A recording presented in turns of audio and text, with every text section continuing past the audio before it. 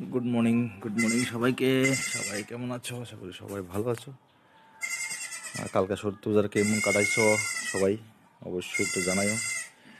আর আমার গুড্ডি দেখো পড়াশোনার স্টাইল, ঠান্ডা লাগে বুঝি, রৌদ্রের মধ্যে বয়ে গেছে। দেখছি নি কি লেখাশোনা লিখতেছে রে, পড়ার নমুনা দেখছি নি। আমার গরম লাগছে এখন, গরম লাগিয়ে আছে।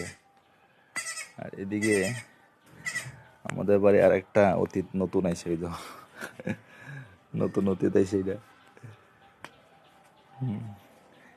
এটা আমার মেয়ে, এটা নিয়ে খেলে। এটা নামটা কি দাদা দিছে?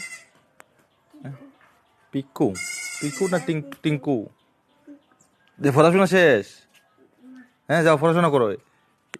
শুনি পড়া ফালাই এখানে খেলা লাগতো না। কোশ্চেন এত দুষ্টাইম করলে কেমন নিব? একটা মিনিট শান্তি নাই। ঘরে বইয়ে পড়তো, এখানে বাইরে বইয়ে পড়তেছে আবার। শুনি কাকার পেতাছে এমন মহারানী, দুষ্ট মহারানী। দেখো না পড়ানোর স্টাইল কিতা, পণ্ডিত পণ্ডিত।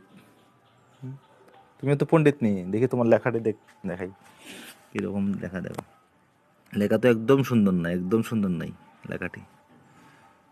সুন্দর করে লিখতে পারো না? একটু আস্তে আস্তে লেখো না। আর এমনি পায়ের মধ্যে রেখে লেখা যায়?